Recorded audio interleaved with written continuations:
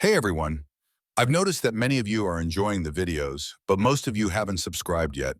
We're super close to hitting 1,000 subscribers, and your support could help us reach that milestone. If you're enjoying the content, please hit that subscribe button and give this video a like. It really makes a huge difference and helps us keep creating more awesome content. Thank you so much for watching and supporting. It wasn't supposed to happen like this. I stood at the kitchen doorway, a takeout bag in my hand, still dripping from the sudden downpour outside. Beth hadn't heard me come in. Ethan's voice cut through the air like a serrated blade, slicing through the domestic peace I'd convinced myself still existed. "Mom, when can we see Uncle John again?" Uncle John, I froze. Beth did too. I caught it in her eyes first. That flicker of something. Fear, panic, guilt. She recovered quickly, but not fast enough. Not fast enough for me to unsee it. I set the bag down slowly, the greasy Chinese takeout scent filling the room. But I didn't care. My stomach had twisted into knots. I watched her, waiting for the lie I knew would come. She smoothed her hands over her oreilles, avoiding my gaze, turning toward Ethan with a tight smile. "Not for a while, sweetie. Uncle John's busy." There it was, clean, simple, and false. Beth's eyes finally met mine, a flicker of surprise at my unannounced return. She tried to mask it, but I could feel the tension. It hummed between us, electric and suffocating. Ethan, oblivious to the storm brewing, scampered off to his room, the door clicking shut with a soft finality that made everything worse. Uncle John. I repeated the name in my head, trying to connect the pieces. John was our friend. He'd been to our house countless times for barbecues, birthdays, even casual Sunday football games. Hell, he'd watched our son when Beth and I went away for a weekend anniversary trip. Now his name felt wrong, dirty. "What's going on?" My voice was steady, but inside everything felt jagged, raw. I didn't elaborate. I wanted her to squirm, to feel the weight of the unspoken accusation. Beth blinked, her face carefully neutral. "What do you mean?" I moved closer, my breath shallow, each step tightening the noose of suspicion around me. "Why did Ethan ask about John?" She shrugged. "They're close. You know how much Ethan looks up to him. He's just busy." I cut her off, my tone sharper than intended. Her mask slipped in again, just for a second, a twitch of her lips, a hesitation in her words. She didn't want to answer, didn't want to face what I was really asking. I walked past her into the living room, pacing. My thoughts were scrambling for answers I wasn't sure I wanted. Every interaction between her and John started playing back in my head, moments I had previously ignored or brushed off. Beth was a master at subtlety. I'd always admired that about her, the way she could glide through a room, always composed, always in control. But now that same composure was suffocating me. She was too still, too calm, and it made me want to tear everything apart just to see her break. "Why did he ask about him?" I repeated, turning to face her fully now. There was no avoiding it. The tension snapped between us, thickening the air. Her lips parted, but no words came. For the first time in years, I saw her uncertainty, the crack in the veneer. "I don't know," she finally muttered, turning away. I knew she was lying, and worse, I knew why. The seed had been planted. That innocent question from my son had ripped something wide open in me, and there was no way to close it now. The rest of the day crawled by in fragments. Beth avoided me, her explanation shallow and unconvincing. She was quieter than usual, but still, she carried on as if everything was fine, like she hadn't just detonated the bomb that would unravel our lives. But something had shifted. As the hours ticked on, I started noticing things I hadn't paid attention to before. The way she kept her phone angled away from me, even during casual moments. How she'd respond to texts in quick, furtive movements.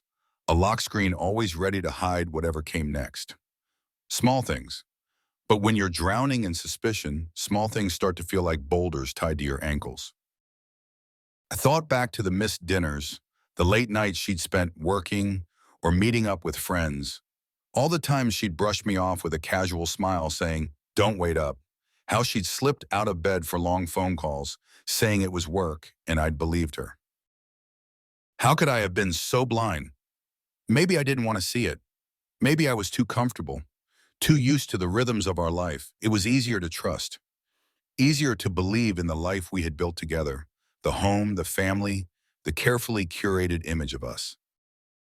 But now that image felt cracked, splintered at its core. By evening, the unease was gnawing at me, an itch I couldn't scratch.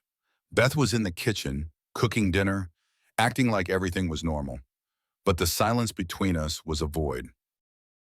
I could feel her every movement, like a predator sensing its prey. I wanted to scream. I wanted to drag her into the light, demand the truth, rip away the lies. But instead, I just watched her, my fingers drumming lightly on the table as I held it in. I needed to be sure. As we sat for dinner, her phone buzzed. She glanced at the screen, her face tightening for a split second before she turned it over. I couldn't help myself. "Who's that?" I asked, my tone casual, but every muscle in my body was tense, waiting. "Just work stuff," she replied, a little too quickly. She didn't even look at me when she said it. Work stuff. Sure, I chewed my food, barely tasting it. My mind was racing. I needed to confront her, to call her out on the lie, but I wasn't ready. Not yet. I wanted more proof, more cracks, more lies to push her into a corner where she couldn't escape. I wasn't a fool. Not anymore. That night, after Ethan went to bed, I stayed up late, pretending to work. Beth was in the living room, scrolling through her phone, laughing at something on the screen. It grated on me, that laugh. It used to make me happy. Now it just filled me with anger. I knew deep down that everything had already changed, even if I didn't want to admit it. But tonight I was going to find out for sure. After she went to bed, I waited. I listened to her breathing slow into sleep, my own heart pounding as I quietly slipped out of bed. My hands were shaking, but I forced them to stay steady as I reached for her phone. She always kept it locked, but I knew the code, an old anniversary date. My fingers tapped the screen. It unlocked with a soft click. My breath caught in my throat as I opened her messages. There it was. John's name right at the top. I scrolled through the conversation, my stomach lurching with every new message. Late-night confessions, inside jokes I hadn't heard in years, plans for weekends when I was away. I could feel the bile rising in my throat as I realized just how long this had been going on. How much of my life had been a lie. I stood there staring at the screen, my mind numb. I wanted to throw the phone, smash it, scream until my voice gave out. But I didn't. I wouldn't give her that satisfaction. No, this wasn't going to be a scene of chaos. This would be methodical, precise, ruthless. Beth had destroyed our marriage piece by piece. Now it was my turn. As I stood there in the dark, the weight of it all sinking in, a cold, calculated determination settled over me. I knew what I had to do. I wasn't going to lose. I couldn't look at her the same way. Every word she spoke felt like a lie. Every glance she threw my way was a cover-up, and every touch, when she bothered, was poison. The truth sat between us, a wall she didn't know I had already built. And yet I still needed more. Needed to be sure, even though my gut screamed otherwise. I wasn't a man who acted on instinct alone. I needed evidence, something solid that I could hold up like a mirror to her deception. Beth carried on pretending everything was fine. She made Ethan's breakfast with that fake cheeriness that gnawed at me more every day. She still worked late some nights or met up with friends I barely knew, leaving me alone with our son. But the pieces didn't fit anymore. Not like they used to. I started pulling away from people, cutting off small interactions without even realizing it. Friends would call, invite me to grab a beer or watch the game, but I always had an excuse. John stopped coming around too, which only made things worse. He'd been part of my life, part of our life, for so long. And now I couldn't look at him without wanting to tear him apart. Instead of confronting Beth, I observed her. It was almost clinical, how I studied her movements, her words, her silences. I caught myself staring at her when she wasn't looking, analyzing the way she moved around the house. She glanced at her phone, her face lighting up in that way she used to reserve for me, and I felt sick. I knew who she was talking to, even without seeing the name. The tension between us became unbearable. Every conversation was like stepping on a live wire, every word charged with something unspoken. I wanted to ask her outright, demand answers, but I held back. I had to be smarter than that. If I acted now without evidence, she'd twist it somehow, make me the paranoid husband, the jealous fool. No. I had to catch her in the act. I had to make sure she had no escape. One night, I waited until she left for one of her meetings. She had kissed Ethan goodbye, her face flushed in that way I knew too well, like she was already somewhere else in her head. I told Ethan we'd watch a movie together, something to keep him occupied, while I planned my next move. After he was asleep, I took her laptop. She always kept her phone locked, but her computer was another story. I didn't care if she'd noticed later that I'd logged in. By then, it wouldn't matter. My hands were shaking slightly as I sat down, the blue glow of the screen harsh against the darkened living room. I knew where to look. Beth had always been organized, meticulous, which was how I found the folder quickly. It wasn't hidden. There it was, innocuously labeled Weekends. My stomach turned as I clicked it open. Pictures, videos. The first photo hit me like a physical blow. Beth and John together, smiling happy.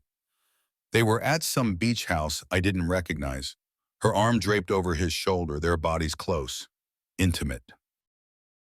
The dates on the files were from the times she'd told me she was going to visit her sister, or when I'd been away for work. I kept clicking through.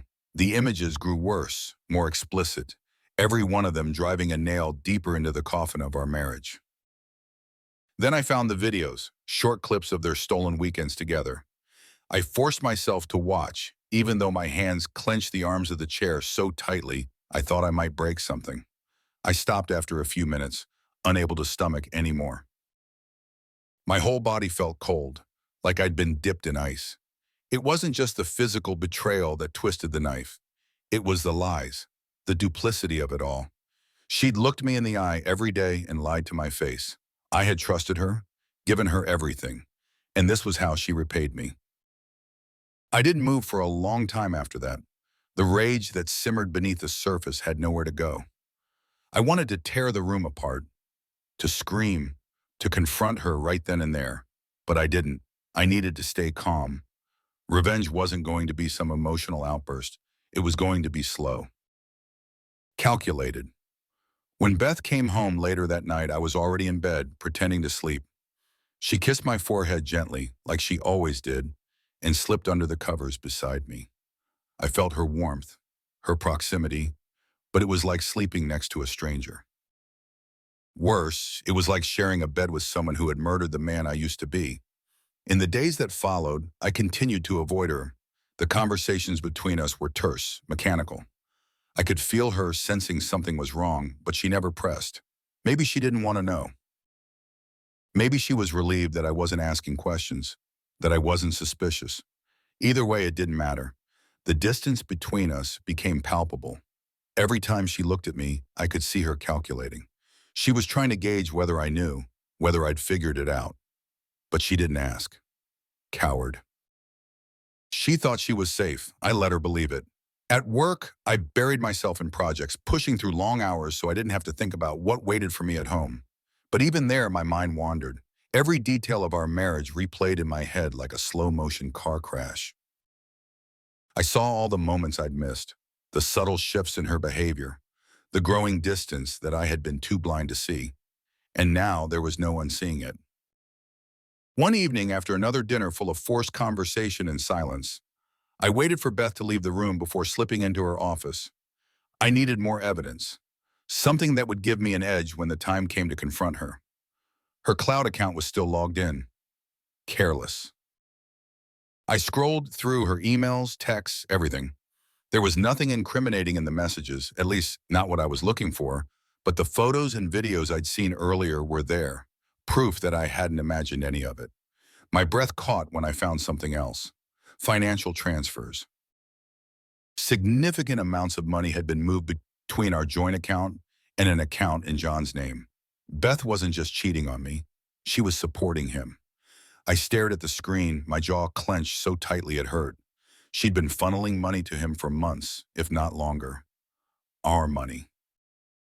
She'd taken what was mine and given it to him, to help fund whatever pathetic life he was trying to build outside of his business. The pieces began to fall into place. The expensive trips, the weekends away, all the times she'd insisted she was visiting family or friends. It was all a cover for this. For him. I felt the familiar rage bubbling up again, but this time it wasn't just anger. It was cold, clinical. The betrayal wasn't just personal anymore. It was financial. She'd stolen from me, lied to me, humiliated me, and now she was going to pay for it. I closed the laptop and stood up, my mind already working through the next steps. Confronting her would be too easy, too quick.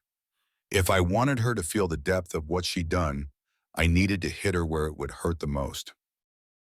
I needed to destroy everything she valued, everything she thought she could keep hidden. And John, he wasn't getting off easy either. Beth came home late again that night, her face flushed with that guilty glow I had come to recognize too well. She slid into bed beside me, and I lay there in silence, my back to her, waiting for her breathing to slow. As she slept peacefully next to me, I began planning. This was no longer about hurt feelings or broken vows. This was about control, about taking back what was mine.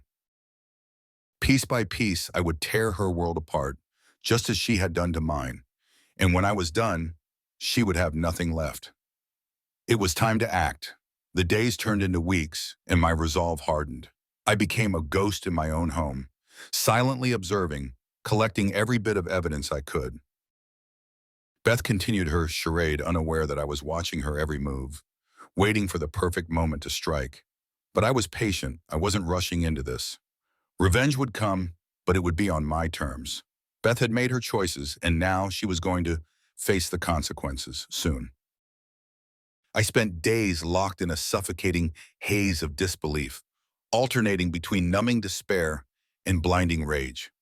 Every time I closed my eyes, I saw the images again, their secret moments, her body pressed against his, the smiling faces I had been too blind to see for what they were. My world had been shattered, and there was no patching it back together. But I didn't plan on walking away. No, I couldn't let them win like that. Beth and John were about to learn that I wasn't someone they could betray and walk away from unscathed. I didn't need to confront her, not yet. That would be too easy for her. An emotional outburst she could weasel her way out of with half-baked apologies, lies to cover up the old ones. No, I needed to be smarter, more calculated. This wasn't going to be about a broken heart. It was going to be about control.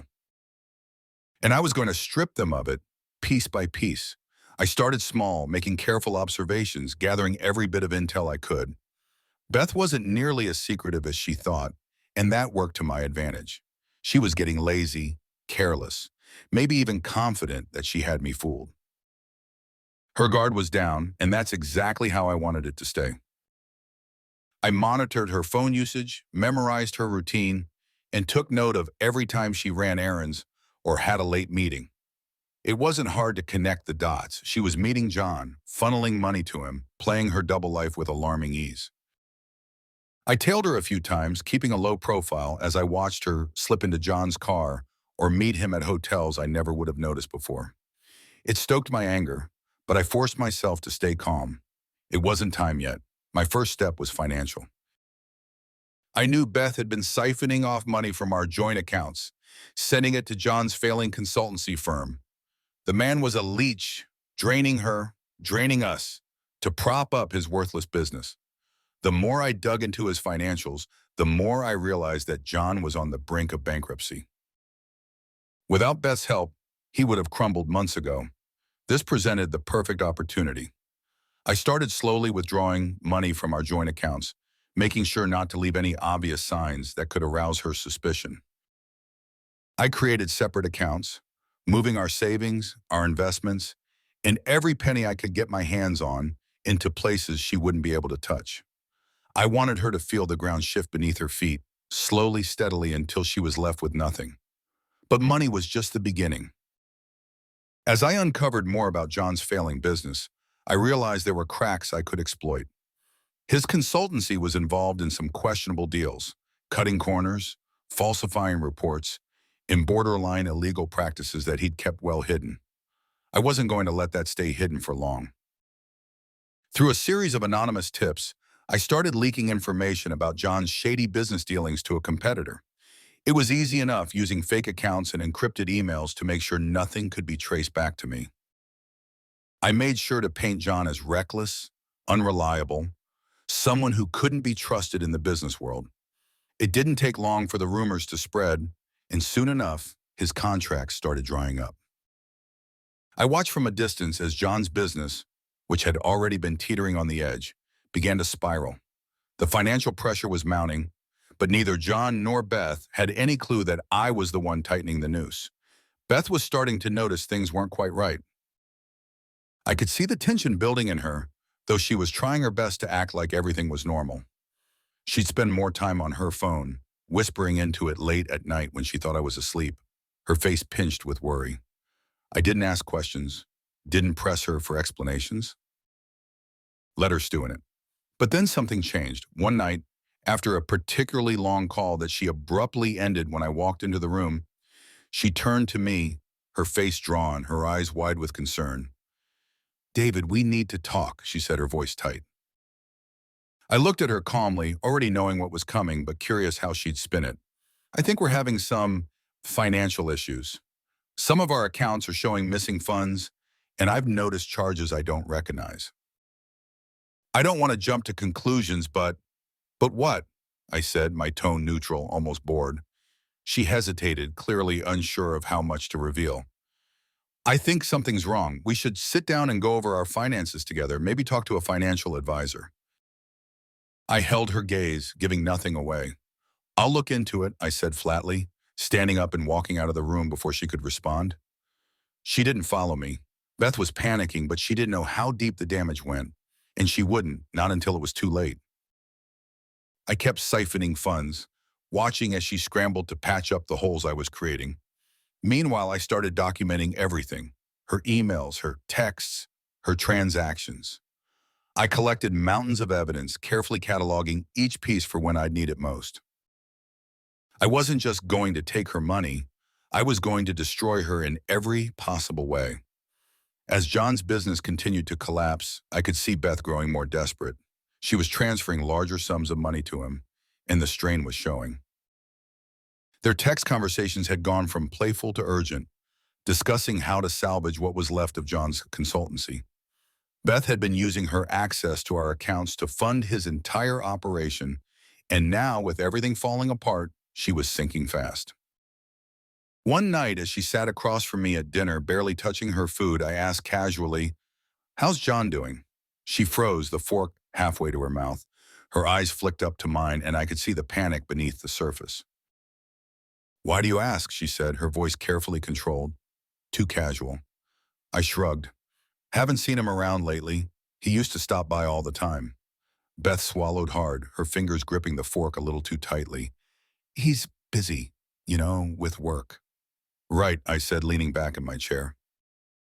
"That consultancy firm of his, how's that going?" Her hand twitched, and for a second I thought she might drop the fork. It's fine, just some hiccups, nothing major." I let the silence stretch between us, watching her squirm. She knew something was wrong, but she couldn't figure out what. And I wasn't about to give her any answers. Later that night, as she sat on the couch scrolling through her phone, I walked past her, glancing over her shoulder just long enough to catch a glimpse of her messages. John's name flashed across the screen, and the words were enough to make my blood boil. "I'm losing everything, Beth. I need more help, or it's over." I didn't stop walking, but inside a dark satisfaction settled over me. John was on the verge of collapse, and Beth was being dragged down with him. I started working more aggressively after that, accelerating the collapse of their world. I emptied more accounts, redirected mortgage payments, and quietly sold off assets under Beth's name. Every step was calculated, every move designed to strip her of control without her even realizing it. But then something unexpected happened. One night I overheard Beth on the phone, her voice trembling in a way I hadn't heard before. "I can't keep doing this, John," she whispered. "It's too much. David's growing distant, and I don't know how long can hold it together. Maybe we should just leave." My heart stopped. Was she planning to abandon me? Run off with John and leave everything behind? I hadn't considered this possibility. Beth wasn't just cheating for fun. She was emotionally invested in John, maybe even planning to start a new life with him. The revelation hit me harder than I expected. I'd been so focused on ruining them that I hadn't stopped to think about what they wanted. She wasn't just betraying me out of boredom or lust. She was making plans. This changed everything. I had planned to destroy them financially, to make them feel the sting of their betrayal through cold, calculated revenge. But now I wanted more. It wasn't enough to take their money. I needed to crush them emotionally, to make them feel the same devastation they had inflicted on me. I refined my plan, adding layers I hadn't considered before. Financial ruin was only the beginning. I would hit them where it hurt most, emotionally, psychologically. I would make them question everything, just like they had made me. Beth thought she was pulling away, making plans to escape. But she had no idea that every move she made, I was already 5 steps ahead. This wasn't just about revenge anymore. This was about total destruction.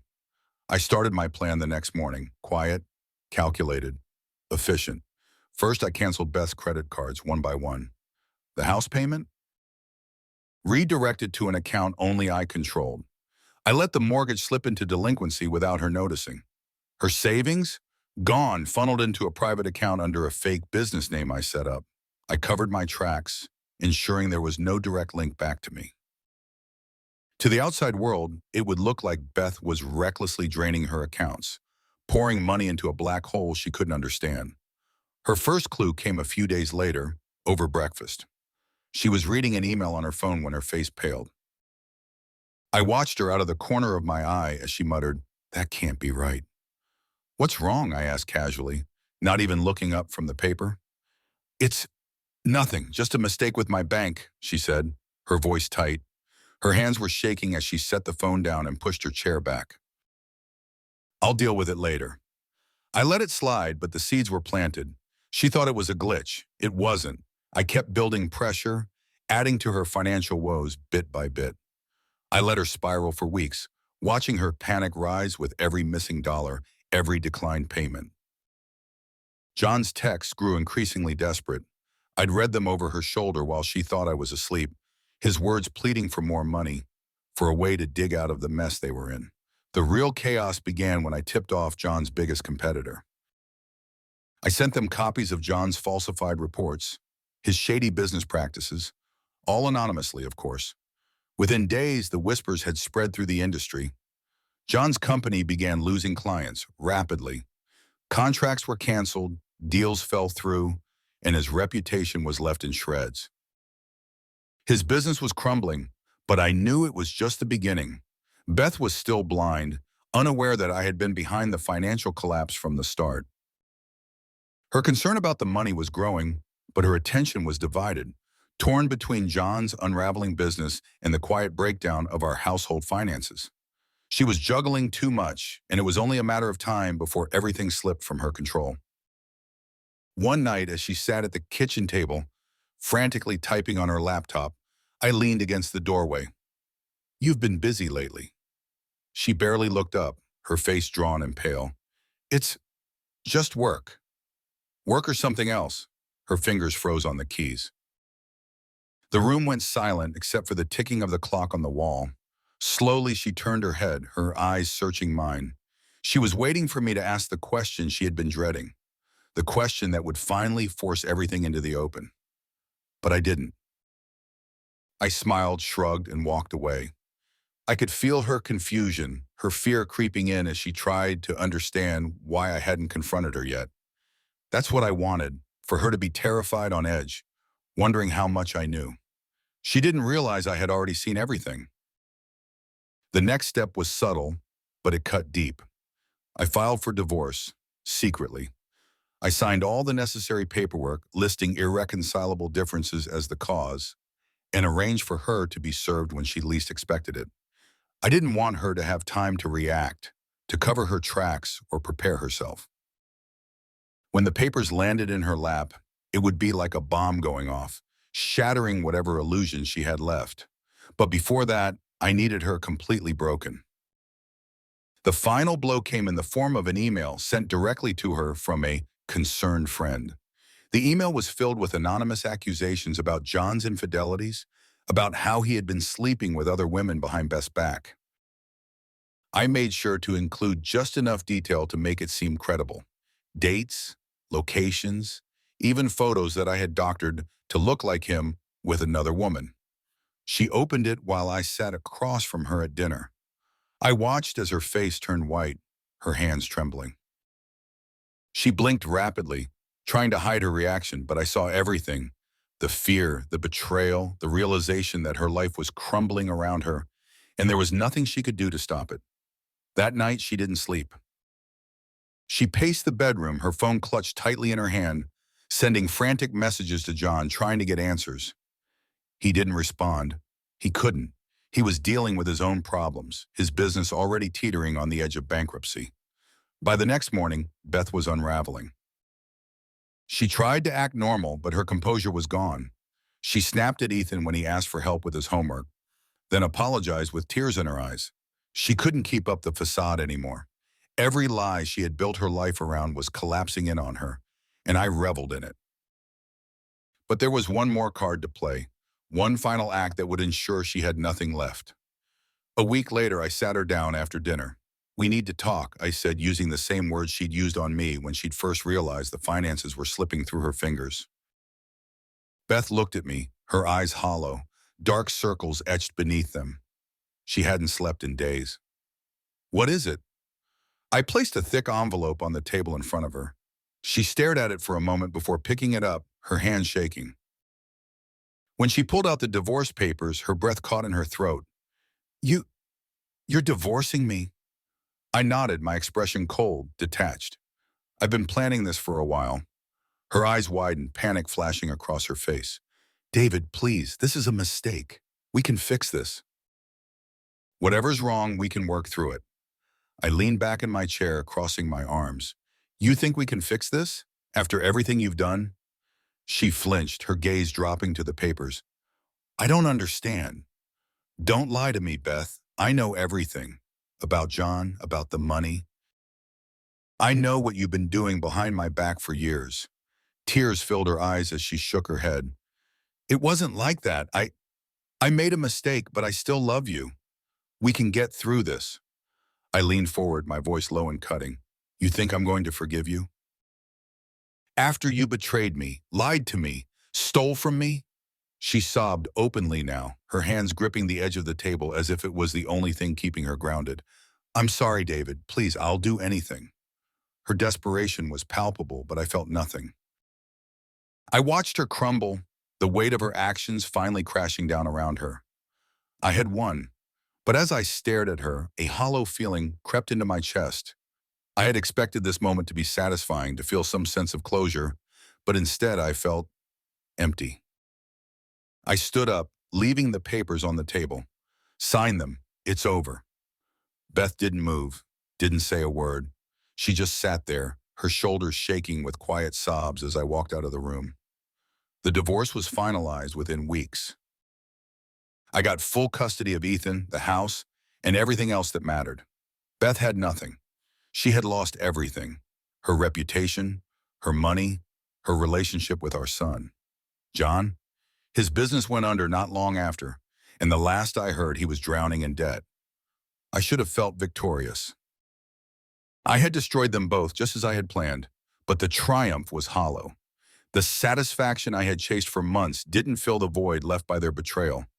Instead, I was left standing in the wreckage of a life I no longer recognized, wondering if it had all been worth it. In the end, I had won. But at what cost?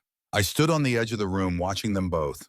Beth, her face pale and drawn, was at the center of the gathering, trying to fake her way through pleasantries. John hovered close by, looking jittery, a shell of the man he used to be. He was skittish these days, nervous, paranoid, as if the weight of his collapsing life had finally started to sink in. His eyes darted around, avoiding any prolonged contact, his smile never quite reaching his eyes. They were together but broken, and they didn't even know what was coming. The event was one of those suburban gatherings, just enough people to make it feel intimate, but important enough to create a spectacle. Friends, acquaintances, some of our family. This was the perfect setting, the stage I'd been waiting to set. Beth had no idea I had orchestrated it all. She thought she was here for another social function, to maintain appearances, to hold up the crumbling facade of her life. She didn't know it was all about to come crashing down in a way she'd never recover from. I had timed everything perfectly. As the chatter of polite conversation filled the air, I moved around the room, silent, watching. I could feel the weight of the envelope in my jacket pocket, a final nail in the coffin, waiting for the right moment. Beth was across the room laughing at something, but her laugh sounded hollow, like she was going through the motions. My gaze shifted to John. He was standing by the bar, nursing a drink that was probably the only thing keeping his nerves in check. He looked like a man on the verge of collapse, and it wouldn't take much to push him over the edge. I approached him slowly, catching his eye. His smile faltered when he saw me, but he raised his glass in some weak attempt at normalcy. "David," he said, his voice tense. "Didn't expect to see you here." I smiled, though it didn't reach my eyes. I wouldn't miss it. My voice was calm, controlled, but he could hear the edge beneath it. John shifted uneasily. He looked over his shoulder as if hoping Beth would come to his rescue, but she was too busy trying to win over people who no longer cared. She hadn't noticed me yet. "Beth's been talking about you a lot," I said, my tone casual but with a sharpness that cut through his forced grin. He blinked, confusion crossing his face. "Oh," I leaned in slightly. "You know, about your business struggles, about how much you've needed her help." His face paled, the glass shaking slightly in his hand. Relax," I interrupted smoothly. "It's not like everyone knows yet." John looked around again, panic flashing in his eyes. "What are you talking about?" I leaned in closer, my voice barely above a whisper. "You thought you could take everything from me, my family, my life?" I paused, letting the silence hang between us. "It's all falling apart now, isn't it, John?" He swallowed hard, trying to keep his composure. "Look, David, I cut him off again, this time stepping back and straightening up. "Just enjoy the party," I said, giving him a cold smile. "It's about to get interesting." I walked away before he could say anything else, leaving him standing there looking like a man who had just seen a ghost. The tension in the room was building, and I could feel the moment approaching. Beth still hadn't noticed me, but that was about to change. I moved toward the center of the room, the envelope heavy in my pocket. I stopped near the group of people Beth was talking to, catching a glimpse of her forced smile as she tried to engage them. I let her finish her sentence before stepping forward, my presence finally drawing her attention. Her eyes met mine, and for a brief second I saw panic. She quickly masked it with a smile, but it was too late. I had seen the flicker of fear, the recognition that I wasn't here for a casual visit. "David," she said, her voice strained, "what are you doing here?" I smiled. "I thought it was time we had a little chat, about us." The room went quiet, eyes shifting from Beth to me. Her smile faltered, and I could see the unease spreading across her face. "I don't think now's the time," she started, but I cut her off. "Now's the perfect time," well, I said, pulling the envelope from my pocket and holding it up. "Because everyone here deserves to know the truth." The color drained from her face. She stared at the envelope as if it were a loaded gun pointed directly at her. "David, please." I ignored her, turning to the crowd. "You all know Beth, don't you? The loving wife, the devoted mother. But there's more to her story." My voice was calm, steady, but the weight of my words silenced the room. All eyes were on me now, and I reveled in the tension. "David, stop," Beth whispered, her voice barely audible. Her eyes were wide, pleading, but it was too late for that. I opened the envelope and pulled out the photos, Printed copies of the ones I had found in her cloud storage. Beth with John, their secret moments captured in intimate detail. I held them up for everyone to see. The reaction was immediate. Gasps, murmurs, all directed at Beth, whose face had gone as white as a sheet. Her carefully constructed world was shattering right in front of her, and she could do nothing to stop it. "You want to explain these, Beth?" I asked, my voice dripping with cold satisfaction. She didn't speak. She couldn't. Tears welled in her eyes, but she didn't move. The room felt frozen, the weight of her betrayal hanging thick in the air. People were staring, some in shock, others in disgust. I could feel the judgment cutting through her, stripping her of any last shred of dignity she had left. And then, there was John. I turned to him, watching the horror spread across his face as he realized what was happening. His hands were trembling, and he took a step back, as if trying to disappear into the background. "Don't go anywhere, John," I said, my voice sharp. "You're just as much a part of this as she is." He looked around, panic setting in. There was nowhere to run. "This is what you both thought you could hide from me?" I asked, my gaze shifting between them. "Your little affair, your lies. You thought you could just take everything from me and walk away." Beth was sobbing openly now, her hands shaking as she tried to reach for me. "David, please. I'm sorry." I stepped back, out of her reach. "Sorry?" I laughed, but there was no humor in it. "You're sorry now? After all this time? After everything you've done?" The room was silent, every eye on us. There was no escape for them now. Their affair, their lies, their betrayal, it was all laid bare for the world to see, and I was in complete control. "David," John finally spoke, his voice trembling. "We didn't mean—" I cut him off. "You didn't mean to destroy my life, my family?" "Is that what you're trying to say?" My voice rose, the cold anger finally breaking through. "You didn't mean to lie to my face, to steal everything from me?" John had no answer. He stood there, pale, trembling, as if the ground were falling away beneath him. I looked at them both, broken and exposed, their lives in ruins. The satisfaction I had been chasing for so long was within reach, but as I stared at them, I felt nothing. I had won. I had destroyed them, just as I had planned. But in the quiet aftermath of their downfall, I realized the victory was hollow. I had taken everything from them, but it hadn't filled the emptiness their betrayal had carved into me.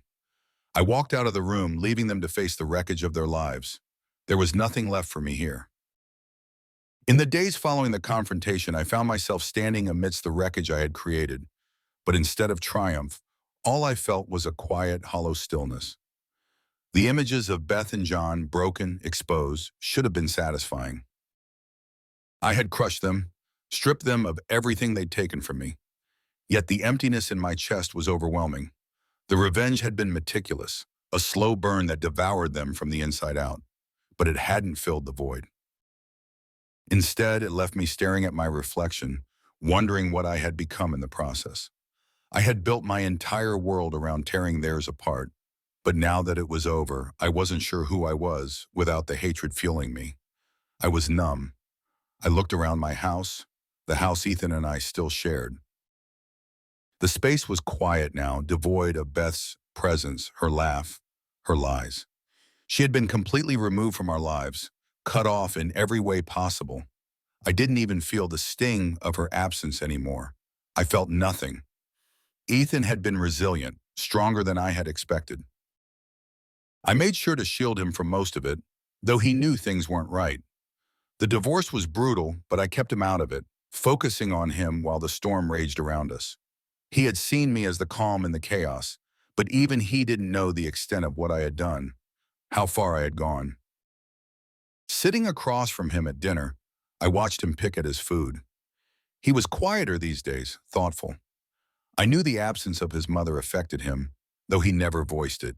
He looked up at me with those familiar eyes, my eyes, and smiled weakly. I smiled back, but it was forced. I hadn't been able to feel anything genuine in a while. "Everything okay, Dad?" he asked, his voice small. I nodded, my throat tight. "Yeah, buddy, everything's fine." But everything wasn't fine, not really. After putting Ethan to bed, I found myself wandering through the house, room to room, as if looking for something I couldn't quite place. The walls, the furniture, the photographs, they all felt like relics from a life that no longer belonged to me.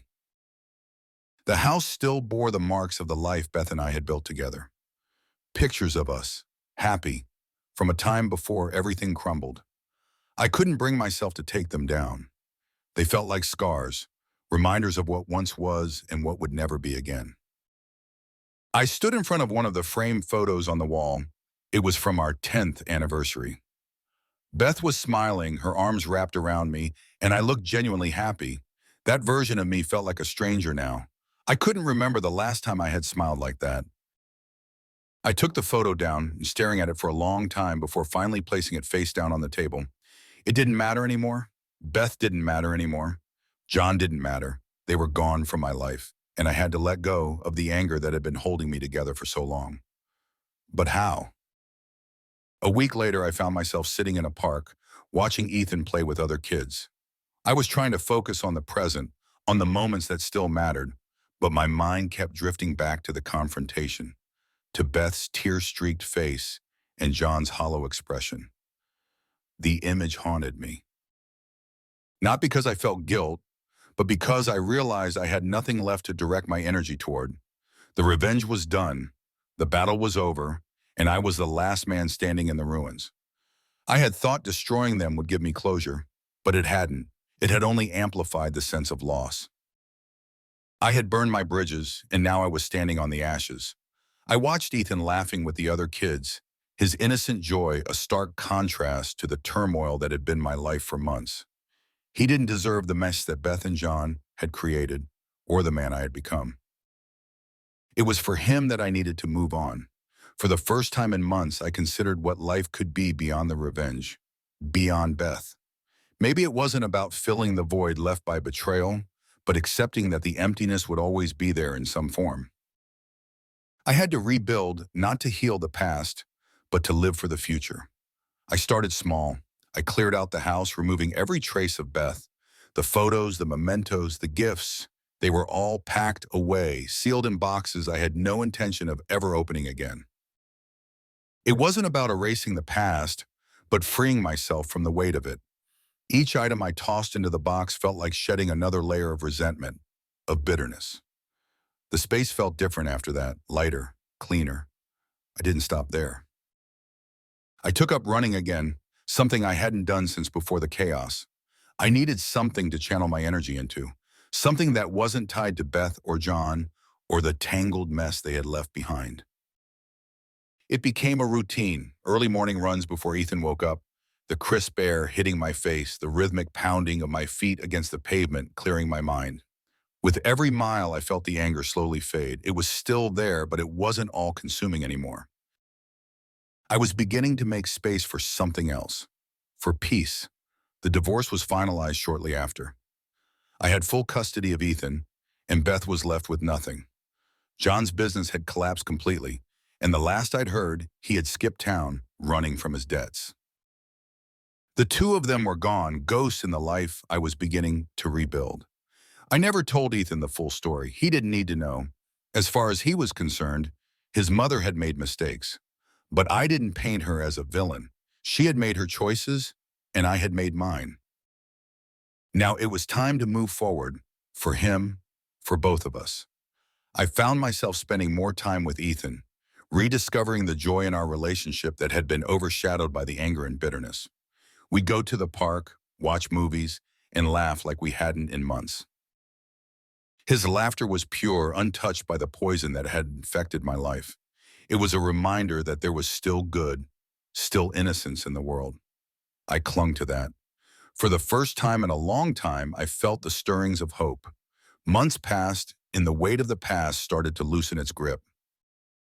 The revenge had been carried out, the betrayal exposed, but it no longer defined me. I was more than the man who had been wronged. I was Ethan's father. I was someone who could move beyond the pain. One afternoon, I found myself standing on the porch, watching the sun dip below the horizon. The sky was painted with shades of orange and pink, And for the first time in what felt like forever, I noticed its beauty. I breathed deeply, letting the cool evening air fill my lungs. The tightness that had lived in my chest for so long was gone. I was still scarred, yes, but I was healing. I had accepted that my life would never be the same, but I didn't need it to be. I had survived the worst of it, and now there was a future ahead of me, a future that wasn't bound by the past. Ethan joined me on the porch, standing quietly beside me as the last light of day faded. He slipped his hand into mine, and I squeezed it gently. We stood there in silence, father and son, both of us ready for whatever came next. As the stars began to appear in the darkening sky, I realized that I wasn't the man I used to be. The revenge hadn't healed me, but it had forced me to confront the parts of myself I had been avoiding for years. I had been broken, yes, but now I was rebuilding, piece by piece, stronger than before. I wasn't defined by Beth's betrayal or the revenge I had carried out. I was defined by what came after, the healing, the growth, and for the first time I was ready to move forward, ready to embrace the unknown, with Ethan by my side. Tomorrow was a new day, a new beginning, and this time I was in control of my own story.